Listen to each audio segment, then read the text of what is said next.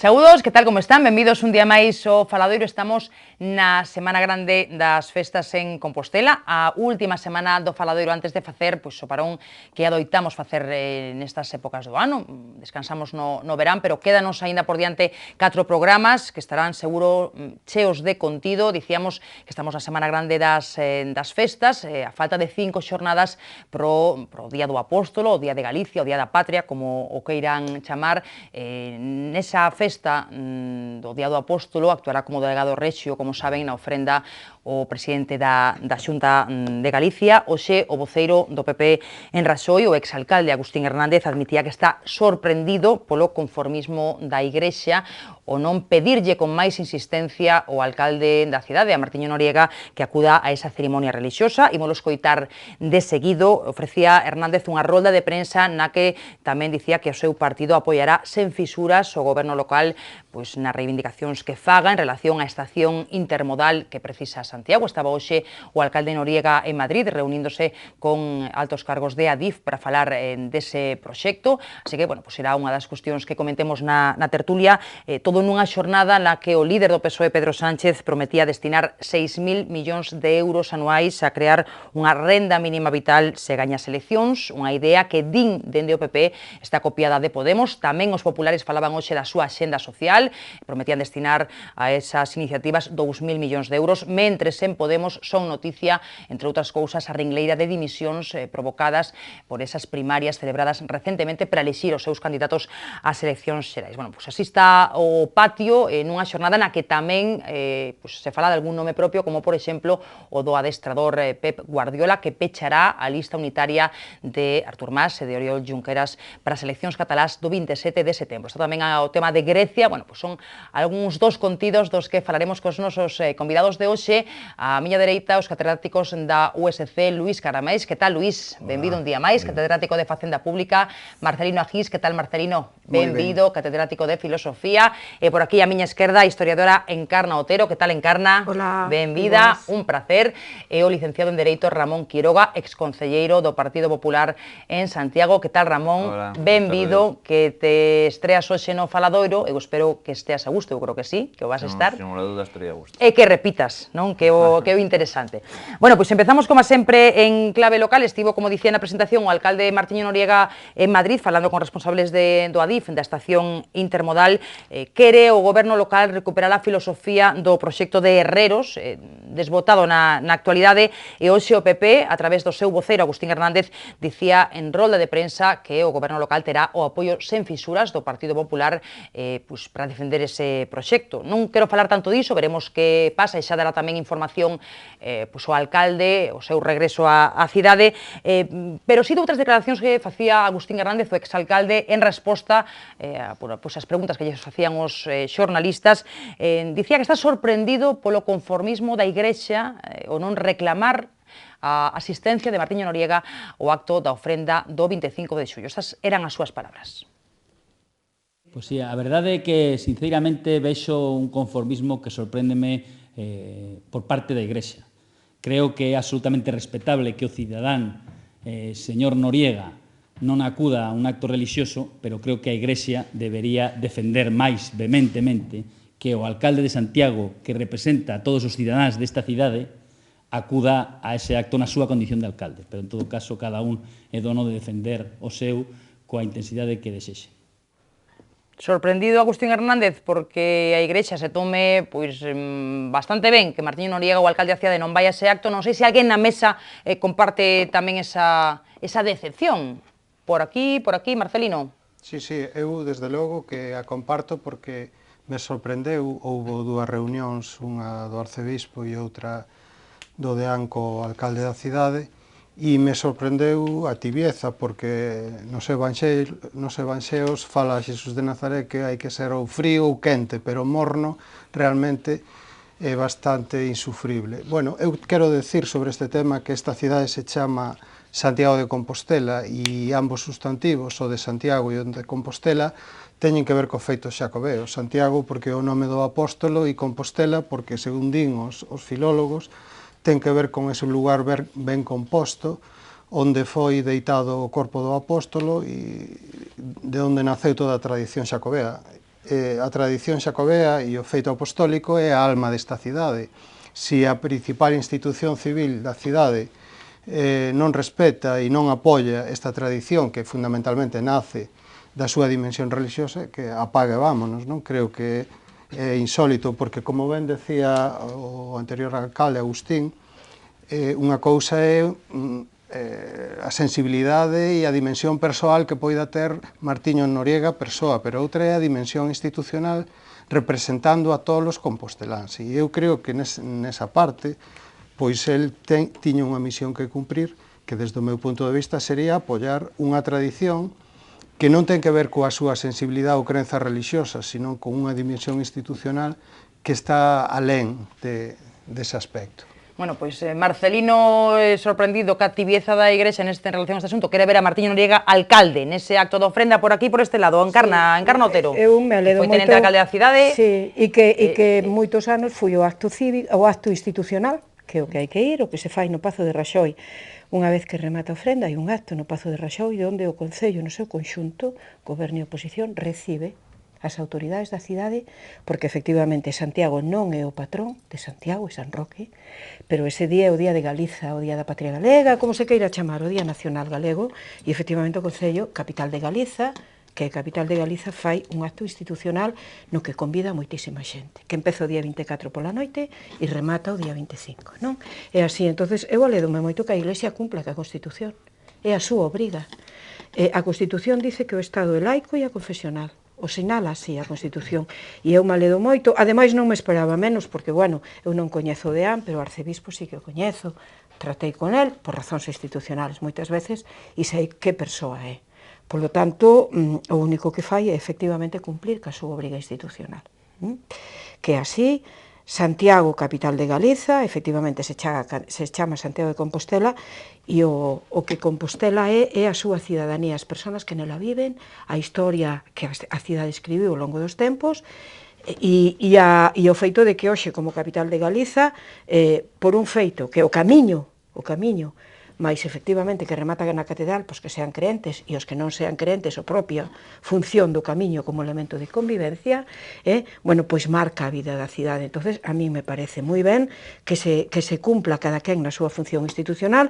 O alcalde non estará na catedral, pero recibirá a cidadanía, tanto o día 24 como o día 25 na Casa do Concello. O día 24 non, porque hai unha historia cas obras e entonces os fuegos van a ser ao revés, pero o día 25 efectivamente co acto institucional, no que seguramente, pois me imagino, estará convidado como sempre o arcebispo e o presidente da Xunta, o presidente da Xunta, bueno, estará tamén na Praza do Obradoiro, o alcalde da cidade, na parte civil estará. Sí, na parte, o protocolo que se fai sempre o 24 e 25. Bueno, pois nada que ver un co outro. Luís e Ramón, a ver, Luís. Eu con moita brevidade. Eu creo que a Igrexa ten moitos séculos de sabiduría, ten moitos séculos de convivencia con gobernos diferentes, ten tamén momentos na historia en que se rachaba esa convivencia, tamén ten sufrido dramáticamente, non? Pero eu respeto esa...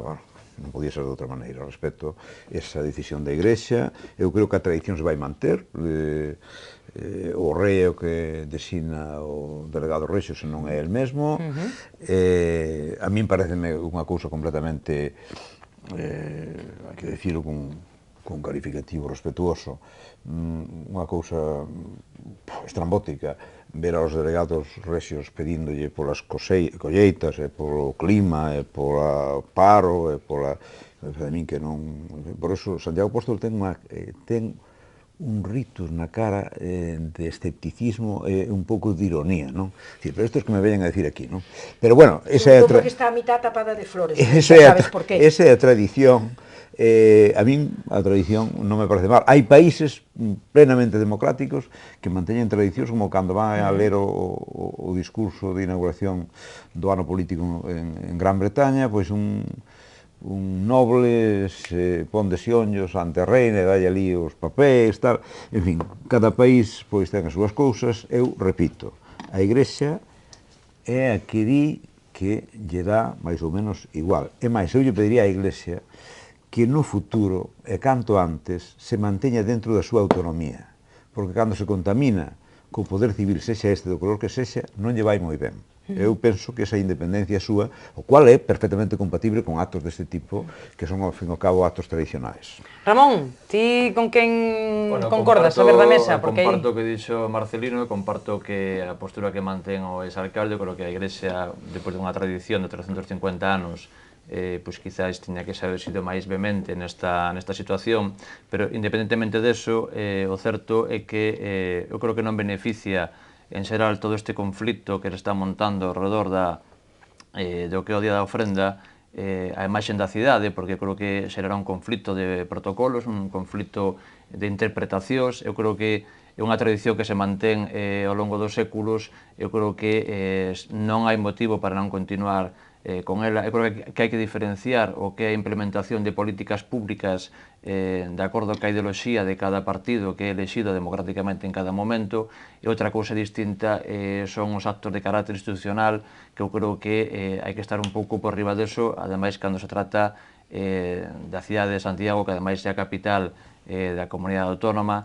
Por lo tanto, eu creo que, nese sentido, creo que o goberno debería haber feito un esforzo por continuar ca tradición e co acto institucional, sobre todo cando falamos dunha tradición de 350 anos. Outra cousa diferente é a implementación de políticas públicas, que iso é legítimo cada goberno de facer o que estime oportuno, pero eu creo que os actos de carácter institucional, pois, sinceramente, non vexo que teñan que ter esta relevancia. Creo que é importante para a cidade que teña esa resonancia a nivel de comunidade autónoma, a nivel nacional e incluso a nivel internacional. Eu creo que, nese sentido, creo que deberían facer un esforzo por continuar cos actos institucionais tal cual foron sempre. Incluso o Partido Socialista tamén mantuvo sempre esa postura. Non vexo cal é o beneficio para a cidade en manter esta discrepancia. Bueno, di Ramón que non hai beneficio para a cidade, non? Non sei se os demais, Marcelino... É que eu creo que esta polémica empecé e acaba no que estes días está suscitando, xa se ve, o sea, non ten Que absolutamente... a xente non lle preocupa? En absoluto. Pero estou segurísima, e ademais, resonancia fora de aquí, ninguna. E o que sí lle preocupa a xente... O que preocupan as tertulias, nos xornais, claro, e ali no Pazo de Raxoi. Non, eu creo que no Pazo de Raxoi tampouco moito, pero bueno, eu creo que a xente o que lle preocupa, efectivamente, me parece que o decías ti, Luís, a xente o que lle preocupa é que efectivamente o emprego seña unha realidade e non unha solicitude feita dentro dun edificio de pedra. Me parece que eso lle preocupa bastante máis. E ao mellor lle preocupa se nos múltiples edificios de pedra que hai en Santiago, que son patrimonio da Iglesia, se pode facer un uso social.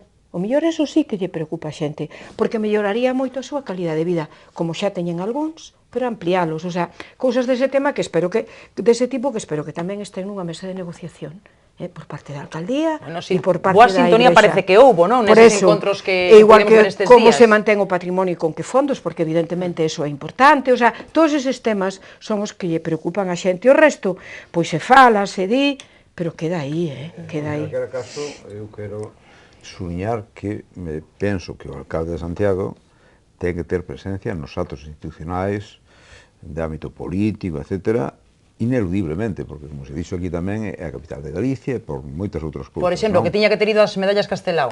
Hubo polémica pola súa ausencia. Por exemplo, digo eu. Eu non lle fago a xenda ao alcalde, non? Pero que si leín é que nese acto estuvo o alcalde de Ferrol e estivo o alcalde da Coruña. Bueno, eu creo que son problemas de rodaxe, supoño eu. Marcelino... De calquera forma, di encarna que isto non lle preocupa a xente. Pois non sei, habría que facer unha sondaxe a ver se lle preocupa ou non lle preocupa a xente, pero a min ocurreseme pensar, por lanzar unha hipótese, que se dende o Concello de Santiago se cambia o PEXON, o Plan de Ordenación Urbano, e se decide un novo uso para a catedral, que sexa pois un museo de arte ou calquer tipo de actividade, supoño que o mellor a moita xente tampouco lle preocuparía, pero a min particularmente sí que me preocupa, porque ten que ver cunha historia, ten que ter coa orixe da cidade... Pero eso non pode facer un PEXON, Marcelino. É unha hipótese e un exemplo para que vexades... Non, máis que unha brincadeira, eu creo que hai cousas que non son exactamente froito dunha sondaxe se lle preocupa ou non lle preocupa a xente, sino que ten que ver coa historia, coa coherencia institucional, con toda outra serie de temas que non se están respetando e me parece preocupante porque, insisto, unha das principais dimensións de Santiago de Compostela, xunto con outras, é a dimensión xacobea, por lo tanto religiosa. Xa sei que é unha dimensión que se está comercializando, masificando, vendo un pouco desde a perspectiva cultural, pero, bueno, a orixen é religiosa e eu creo que entre as institucións e os distintos niveis da cidade e o religioso un deles debería haber unha sinerxia e unha colaboración e un respeto institucional que neste momento deixou de manterse por parte do Concello de Santiago. Ramón, non sei se queres apuntar algo máis sobre esta... Non, simplemente decir que, bueno, evidentemente non é unha cuestión fundamental para a cidade para os próximos anos, pero evidentemente eu creo que esta serie de cuestións que é problemática artificial que se crea ao redor desta situación, pois non é que prexudique, pero tampouco beneficia. Tamén hai que pensar que, por exemplo, o consorcio está presidido polo rei, plantexar problemas protocolarios, pois eu creo que pode traer certas complicacións en determinadas situacións no Concello. Entón, eu creo que incluso hubiera sido fácil, decir, por parte do alcalde, pois por imperativo institucional ou por imperativo legal, calquera outra fórmula permitía non crear esta situación, non? Creo que, nese sentido, por iso, insisto en creo que non beneficia a cidade esta polémica. Bueno, mira, perdona, unha puntualización. O rei preside o Real Patronato, o consorcio preside o alcalde. Bueno, quero decir, en todo caso, participa no consorcio de forma... Por certo que mañá estará na cidade a Raíña Leticia e o alcalde sí que a vai recibir, así que, bueno, temos, como dicía, semana intensa.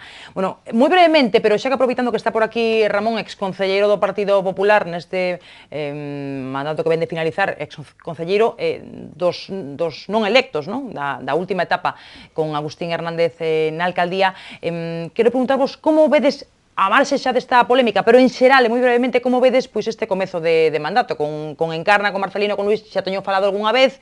A túa sensación, Ramón? Bueno, a verdade é que así nun minuto. Prácticamente o mandato aínda non empezou, o que si é certo que vai ter problemas, xa se ve ora cando foi o inicio na organización municipal, sobre todo porque na administración local gran parte das aprobacións dos principais instrumentos de xestión son de aprobación do Pleno e, polo tanto, para a aprobación, por exemplo, dos orzamentos fai falta a maioría absoluta que non ten para a aprobación da plantilla de persoal, para a aprobación de diversos instrumentos urbanísticos e, por tanto, creo que vai a ter problemas na xestión se non é capaz de aunar uns criterios de consenso. Prevé problemas, Ramón, a ver os demais, Encarna, ti tamén. Eu creo que precisamente se acaba de recuperar o consenso e o Pleno acaba de recuperar as súas capacidades.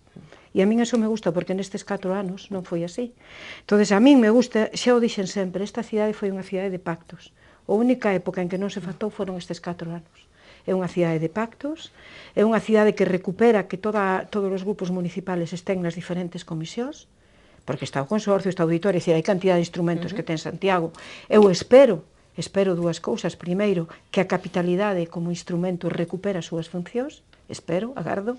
Segundo, que o alcalde exerza como ten que exercer o protagonismo en Santiago Patrimonio Mundial da Humanidade, que se volva a recuperar ese protagonismo no marco das cidades patrimonios do Estado español e no marco internacional das cidades patrimonio, e empeza ben, xa houve un consenso a respecto do organigrama, que é o primeiro pleno, así, unha vez que se toma posesión, ven o organigrama. Tamén na Coruña, aí por fin acordou tamén. Sí, tamén creo, pero en Santiago eso se facía antes. E entonces eu estou moi contenta de que se recupere, o pleno vai a ser protagonista e, polo tanto, bueno, pois, e ademais, a veces os números tamén axudan tamén a que os 25 concelleiros e concelleiras representan a diferentes partes da cidadanía e que teñan que pactar é bo, que se escoiten é bo, e polo tanto ese é o novo goberno municipal que empeza a andar. Sí, soar soa ben, o caso é que sexan quen de facelo, non? Sí.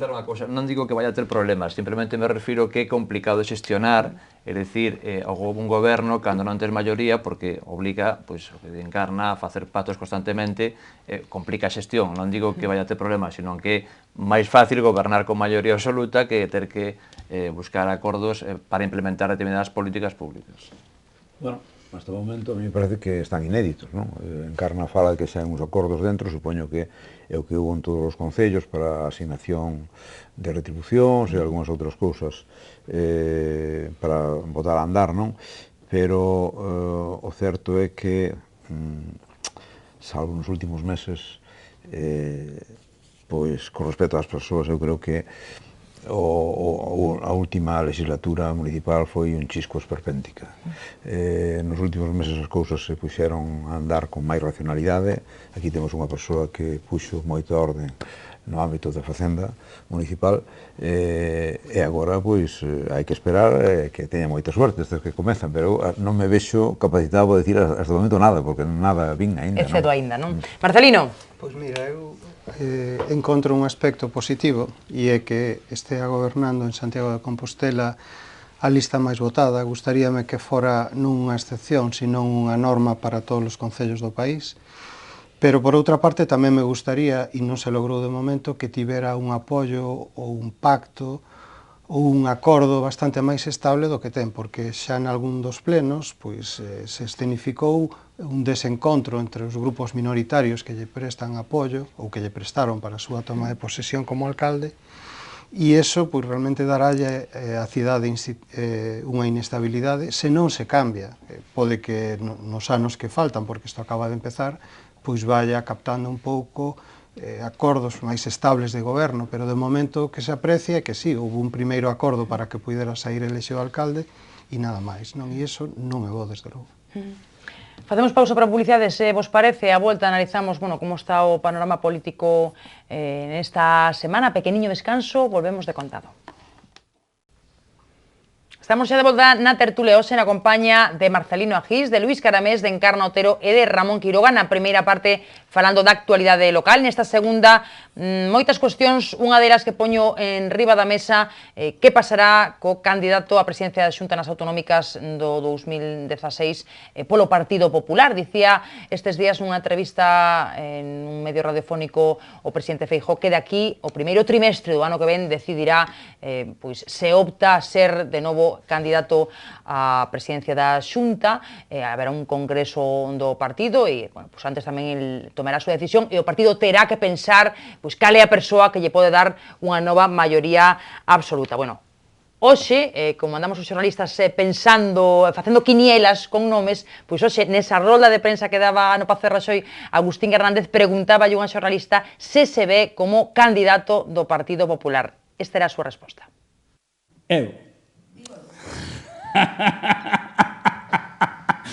Hoxe non é 28 de decembro, non?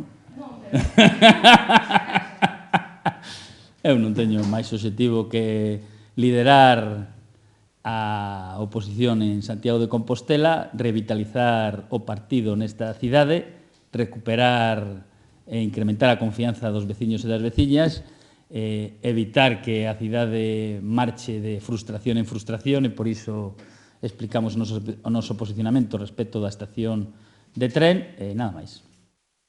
Bueno, pois centrado Agustín Hernández en Santiago de Compostela en liderar a oposición, non sei cantas veces, Luís, lle terán preguntando últimamente a Feijóo se vai dar o salto a Madrid, se será candidato outra vez, xa non sabe que dicir, Eu non sei que pensas ti sobre esta cuestión, andamos permanentemente cas quinielas, tocar non toca aínda, non? Eu creo que di sempre máis ou menos o mesmo, non?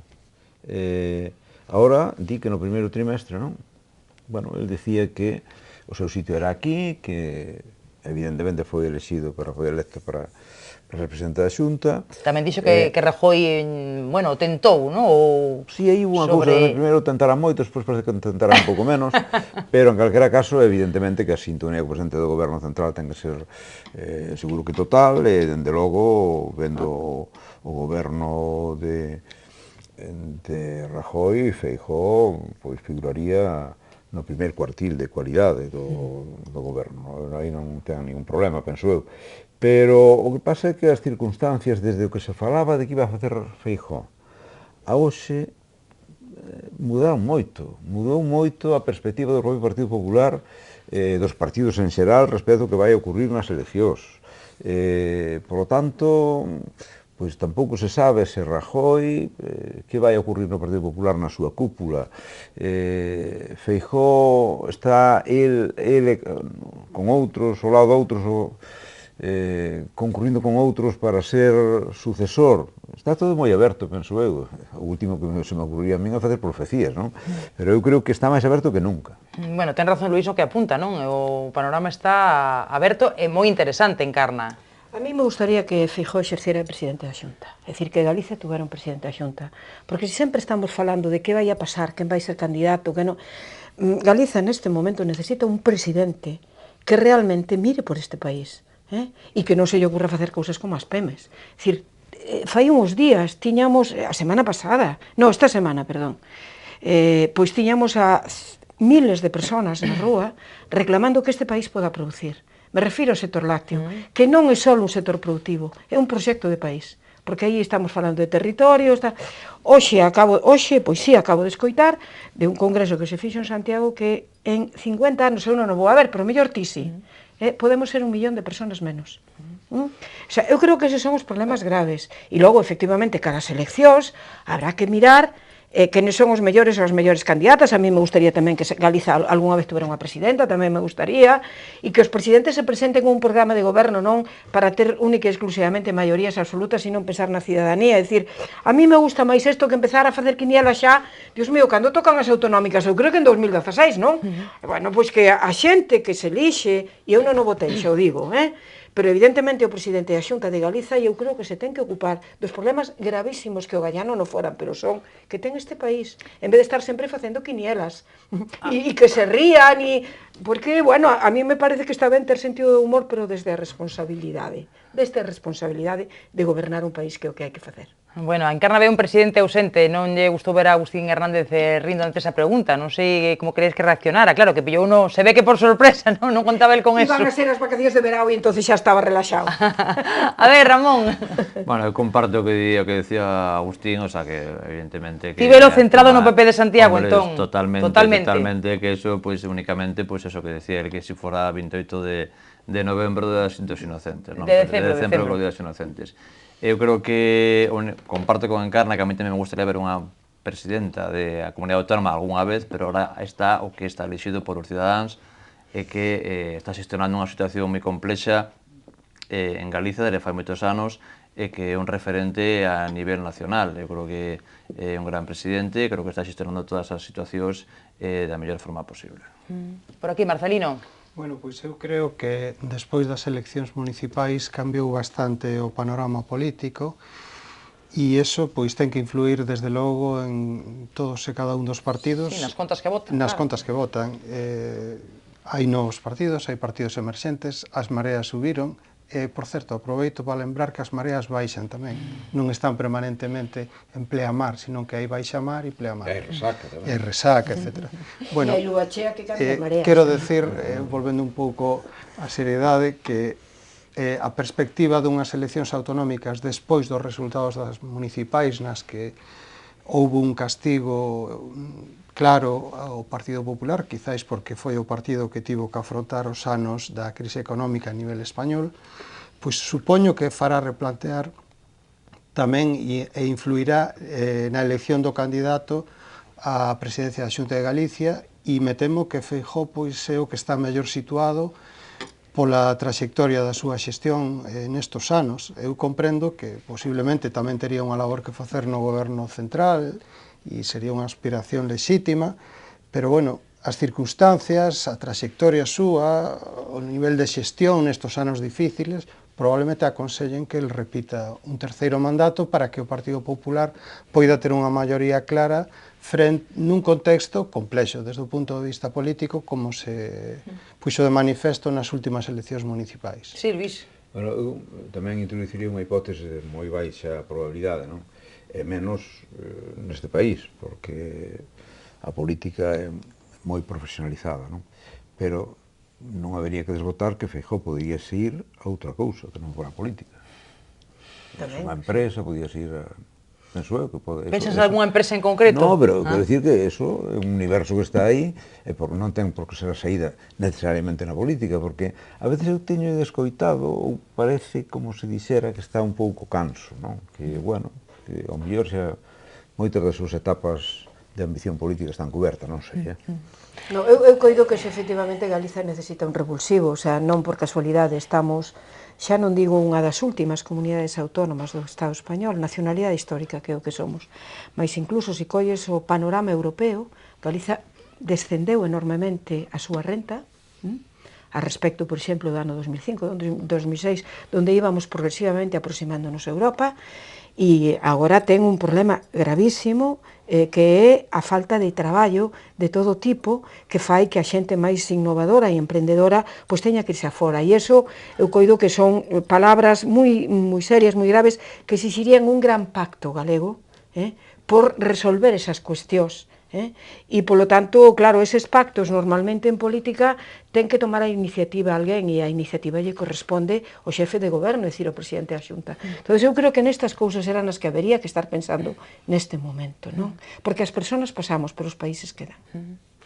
Ramón e Marcelino, algunha cousa en relación a isto? Bueno, antes das autonómicas das que estamos a falar, temos eleccións xerais. Estes días, como sabedes, pois hai malestar en unha parte, en un sector de Podemos, por esas primarias que veñen de celebrar para configurar esa candidatura ás eleccións xerais. Rengueira, por exemplo, de dimisións en Galicia, non? A metade da Comisión de Garantías marcha, fala de escurantismo, fala de que as decisións se toman as agachadas e de que as toman 4, non?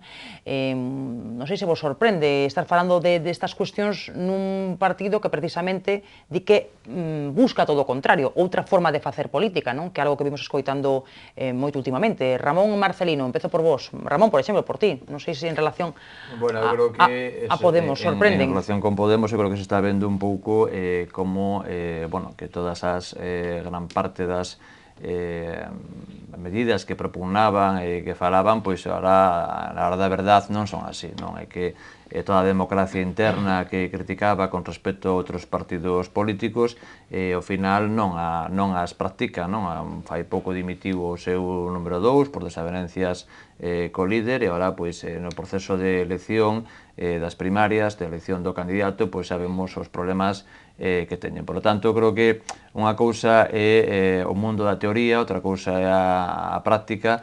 Eu creo que en 30 anos de democracia que leva xa o país, sobre todos os partidos políticos en xeral, pois diron claras mostras do funcionamento democrático interno, con todos os problemas que eso trae, e que, evidentemente, pois Podemos non está amosando esa que o que predica realmente despois o poña na práctica. Bueno, pero tamén introduce cuestións novidosas Podemos, non? Por exemplo, desde que están, pois todos falan máis de transparencia e procuran aplicala máis, e, por exemplo, nestas primarias. Non sei por aquí se Podemos tamén... Eu penso que Podemos e o líder demostran na práctica o que acaba de ocurrir en Galicia, evidente, obvio, pois moi pouca consecuencia co que di.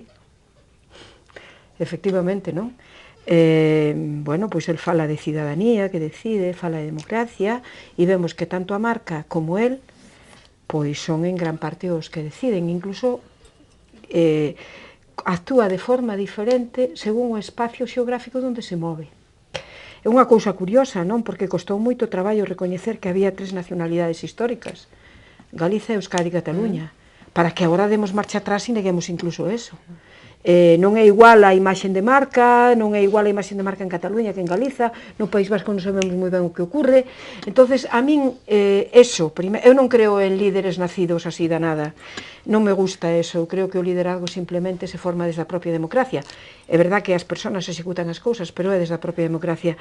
Entonces, primeiro, unha imaxe de marca, un nome, e segundo, unha persoa unida a ese nome, pois me recorda máis ben, non sei, se un comportamento de un equipo de fútbol ou algo así, creo que non, e o que acaba de ocurrir en Galicia debe ser manifestación de efectivamente que unha cousa é o que se di e outra cousa é o que se fai.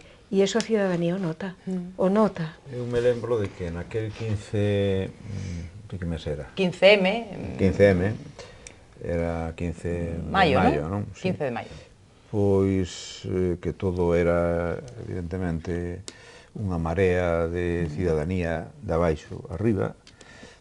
Agora, isto daquela sí, non? Daquela sí que era. É pouco congruente co diseño que fan estes líderes do seu propio partido, que está sendo, ten moito suceso, ten moito éxito, a súa estrategia precisamente eu creo que vai por aí.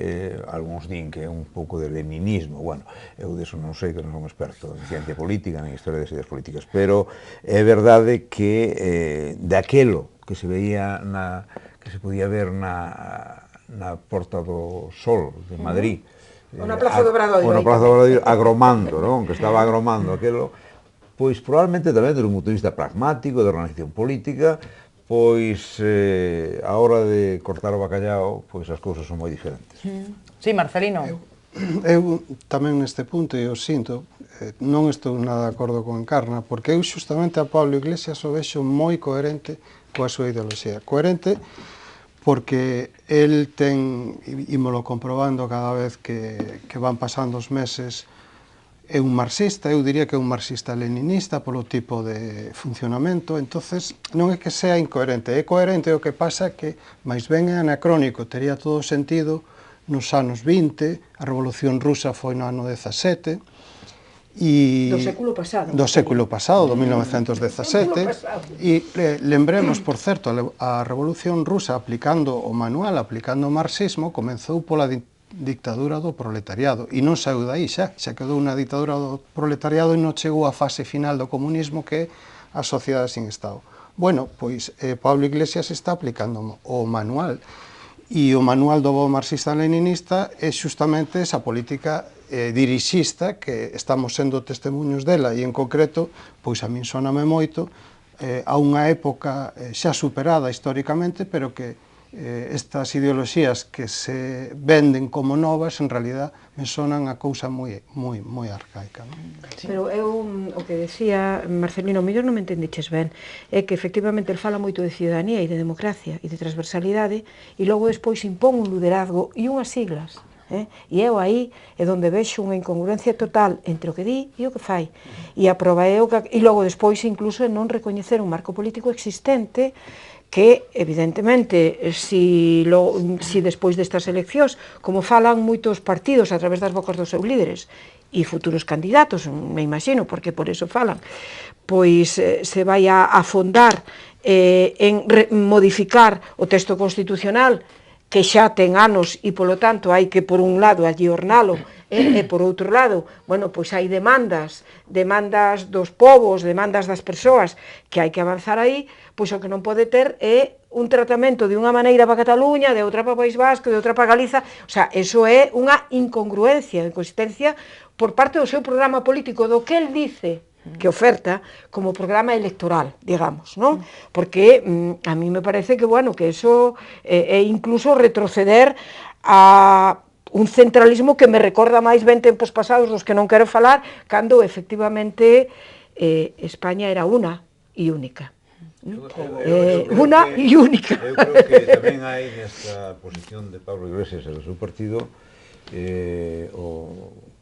a constatación das enquisas, é dicir, que eles se sinten bastante fortes, polo tanto non queren mesturar, queren manter esa marca independente que creen que ademais eso é totalmente coherente co que dis do seu propio pensamento, non?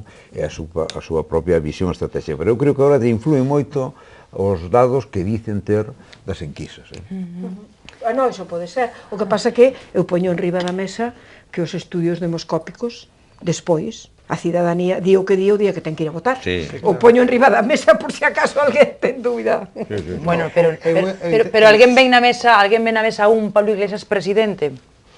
Eu, desde logo, non o vexo presidente, pero tampouco vexo, como decía Encarna, porque antes ironizaba un pouco, tan cerca da cidadanía como nos fixo creer na Praza do Obradoiro ou en Madrid ou en calquera praza de España, onde de alguna forma vendían esa cercanía coa cidadanía que agora se demostra que o seu comportamento político é xustamente o inverso, é un dirixismo e o máis importante é o líder. Eu xa estou vendo dentro duns anos embalsamado, como embalsamaron a Lenin ali na Plaza Roxa de Moscú, pois, claro, un tipo de comportamento político deste tipo leva a un centralismo, como tamén vimos na Unión Soviética, unha unión de repúblicas absolutamente centralizada, a cidadanía ou na terminoloxía do século XX o proletariado realmente pois ten que pasar por esa cruz de unha dictadura, porque realmente o ideal superior impón que se sacrifique todo o demais. En fin, que creo que os feitos pouquiño a pouco devagar van demostrando que hai unha alta dose de demagoxia e moi pouco de modernidade política na proposta de Podemos. Eu, a respecto de Pablo Iglesias, evidentemente, como outro calquera, quen vai a ser o futuro presidente do goberno, o futuro xefe de goberno do Estado español, o decidirá a ciudadanía cando se convoquen eleccións. E chega o día, tal como está marcado nas Cortes, se votará candidatos, se votará diputados e as Cortes votarán o xefe de goberno, que se considere así, é así o sistema constitucional. O xefe de goberno, non? De momento, o xefe de goberno que se vota nas Cortes, porque presidentes teñen as comunidades autónomas. Bueno, pues aí está. Eso é, e será despois das eleccións e constituídas unha vez constituídas as Cortes. Bueno, falábamos hoxe do futuro de Núñez Feijóo, bueno, especulando un pouco, porque nesas estamos, efectivamente, nas tertulias, tamén de Pablo Iglesias, e a que falar ainda que sexa moi brevemente tamén da situación de José Ramón Gómez Besteiro. Había Comité Nacional do PSDG o pasado sábado. Bueno, el está, como saben, imputado por 4 presuntos delitos. Terá que declarar ante a xuíza Pilar de Lara en Lugo o vindeiro día 31. De momento quedou aparcada esa aspiración a ser senador. Xa non é tampouco presidente da Deputación de Lugo. Bueno, pues unha situación complicada que ten diante de sí o líder do PSDG e tamén o propio partido, non? Dignos que saiu reforzado desa cita dese Comité Nacional do sábado, pero si hai xente no Partido Socialista a nivel estatal, tamén en Galicia, bueno, pois que serían partidarios de que se tomaran medidas, non? Estamos sempre falando do mesmo, dimisión non é igual a imputación, non é igual a dimisión, pero, bueno, pois sí que provoca unha situación moi incómoda, non, para o Partido Socialista de Galicia. Ramón, ti como ves a Besteiro? Eu sempre son moi prudente co tema das imputacións judiciais, porque aunque unha imputación judicial é simplemente unha garantía para a persoa que é chamada a declarar. É dicir, o que dice a lei de enjuiciamento criminal é que é unha persoa, cando un xuiz ou unha xuíza ten calquera indicio de que unha persoa pode, tan siquiera pode estar en curso nun posible delito, que ten que comparecer como abogado. Eso é o que é o carácter formalista dunha persoa que pode ser chamado a declarar como testigo, e entonces non ten que levar abogado e, por lo tanto, non é imputado. É unha persoa que, para a garantía del, ten que acompañarse de abogado e, por lo tanto, se cita como imputado. E, por lo tanto, sou sempre moi precavido con as imputacións, porque, simplemente, esta persoa, pois, nun momento determinado, pode ser chamado a declarar como imputado, declara e automáticamente sale desimputado e acabou o proceso. Por lo tanto, eu creo que temos que respetar os tempos da xustiza e nada máis. Eu creo que é unha situación non desexable, pero é unha situación que está aí, é unha garantía simplemente para a persoa que vai a declarar. Sí, por aquí, Luís, outra vez falando de estou completamente de acordo. políticos imputados. O que pasa é que, se fora a cousa tan clara, nin os comités directivos dos partidos tomaban decisións como a que tomou o comité, ou como se chame, en Madrid, respecto ao expresidente da Deputación de Lugo, porque mentre aquí se dicía unha cousa, eles estaban dicindo exactamente a contraria, o apartaban, non? E hai unha confusión respecto a isto. Eu creo que os políticos son os primeiros responsables, porque son eles os que legislan. Por lo tanto, deberían de clarexar, porque agora me parece que lle modifican o nome, non? A esta historia, non? Porque, claro, tampouco podemos pensar que o imputado hai que poñerle unha medalla, non? Pero tampouco hai que condenalo. Entonces, claro, a xente está moi confusa nesto, non? E logo tamén hai xuíces que parece que teñen, pois, unha maneira de proceder moito máis áxil ou máis incontinente. E logo, o que tamén sabemos é que, por problemas do proceso da lentitude, cando se sustancian os asuntos, xa non se sabe se realmente aquele imputado é condenado por aquelo, é o asolto e tal, e nese percorrido, moitas veces a propia carreira política das persoas esmorece ou mesmo desaparece, non? Sí, hai casos, claro. Por lo tanto, eu creo que é un caso máis deste procedimento tan premioso, que o gallá todo vaya ben. Bueno, falamos dunha actuación de hai 10 anos na súa etapa como concelleiro de urbanismo en Lugo. Marcelino, encarnas moi brevemente sobre a situación de Besteiros, se sigue imputado a partir do día 31, debería manter a súa aspiración a ser candidato á presidencia da Xunta nas autonómicas do ano que ven? É que, mira, por unha parte xa lle fixo bastante mal, porque el non é senador pola cota autonómica, precisamente pola súa imputación. E eu creo que se continúa como imputado, aínda mantendo a presunción de inocencia hasta que non se celebre o xuicio, eu penso que lle vai a botar por terra a candidatura á presidencia da Xunta de Galicia, porque é, digamos, que a cabeza do goberno galego e un espera outro tipo de currículum que non a cantidade de imputacións que teña detrás para presentarse ás eleccións autonómicas. Sí. Eu creo que o deseable políticamente é que se libere desa imputación para seguir adiante, se non ten un camiño realmente moi curto. Lembramos o que dixo Orozco, non? Cantas máis imputacións ten un, pois mellor alcalde. Non, eu eso tampouco, eu coincido con que xa se dixo nesta mesa a respecto de que efectivamente hasta día 31 que vai a declarar e logo despois según a actuación da Xustiza pois efectivamente continúe ca súa carreira política. Eu tamén coincido con Luís cando di que a mí me gustaría que os tres poderes estuveran separados, porque a veces dá a impresión de que hai aí interferencias que non son boas, é dicir, o sistema democrático ten que ter o legislativo, o executivo e o judicial ben separados un de outro, e efectivamente, se se demostra con feitos claros que aquelo que fai 10 anos fixo en urbanismo era o que tiña que facer e que non hai absolutamente ningún comportamento que non seña conforme á lei, pois a súa carreira política poderá continuar. Se non é así, evidentemente a súa carreira política está acabada, porque aquela decisión que tomou en función do seu cargo, posto que naquele momento era concelleiro de urbanismo. Pero eu tamén coincido contigo, e creo que dixo Luís, que eu creo que todo isto tiña que ser moito máis áxil. Dicir, a propia xustiza, eu non sei se lle faltan medios, pero tiña que ser moitísimo máis áxil na... medios faltan, eso seguro, non? A cidadanía... Non sei que máis razóns hai, pero... A cidadanía ten que ter garantía de que o sistema democrático se cumple, pero os cargos públicos tamén teñen que ter garantía de que efectivamente, cando toman decisións conforme a dereito, pois rapidamente resolver que esas situacións son legais e conforme a dereito, e cando son ilegais tamén que rapidamente se decida, non?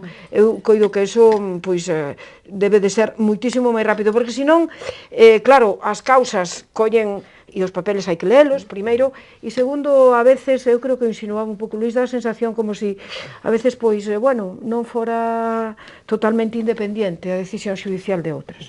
Bueno, o malo é que se nos pase iso pola cabeza, non? Iso xa é dicir bastante. Ocurre tamén coa xustiza no noso país, que por o procedimento continental, de que todo hai que levarlo escrito, en vez de haber parte do proceso oral é moito máis áxil, como no mundo anglosaxón, é que é unha maquinaria moi lenta, pero que non para. E vai, e cando menos espera, pum. Ben é certo que ás veces ten unhas coincidencias sorprendentes, non? Pero que non para é certo. Moita xente di, bueno, isto xa de repente aparece a noticia, porque aquel papel moveuse, chegou outro xuiz, nin eleccións nin nada. E ao final chega. E a mí me gustaría que a noticia de imputación e de non imputación, cando se sobresee, porque ocuparan o mesmo espazo, non? Non, por lo menos tuveran a mesma importancia cara a cidadanía. Para eso hai que como Manuela Carmena, facer un portal. Canto deu que falar, o portal de Carmena, aínda hoxe, pero bueno, xe dicían que non van nomear xornalistas, a mí eso xa me parece que está ben, non? Que poder tedes. Ramón, quedase incorporado se queres sumarte a nómina de contertulios do Faladoiro, queda xa... A nómina. Bueno, a lista, vou deixar así, que ninguén pense mal. Non, porque se non disminui a nómina, nos. Bueno, quedas convidado a sumarte a la se che apetece, nos encantadísimos. Gracias. Grazas por vir. Encarna, Luis e Marcelino, estades xa oficialmente de vacacións do Faladoiro. Grazas aos tres, que o pasedes moi ben este verán. A todos, grazas por seguirnos. Non falamos nin de Cataluña nin de Grecia, pero teremos ocasión, seguro, estes días de facelo. Grazas a todos. Mañá máis, eu creo que vai estar divertida a tertulia de mañá con Jano Leis, Alba Nogueira e María Pardo, que volve á mesa do Faladoiro. Estivo xa por aquí antes de ser concelleira do Partido Popular en Compostela. Mañá volve o programa, a hora de sempre, analizando, como sempre, a actualidade do día.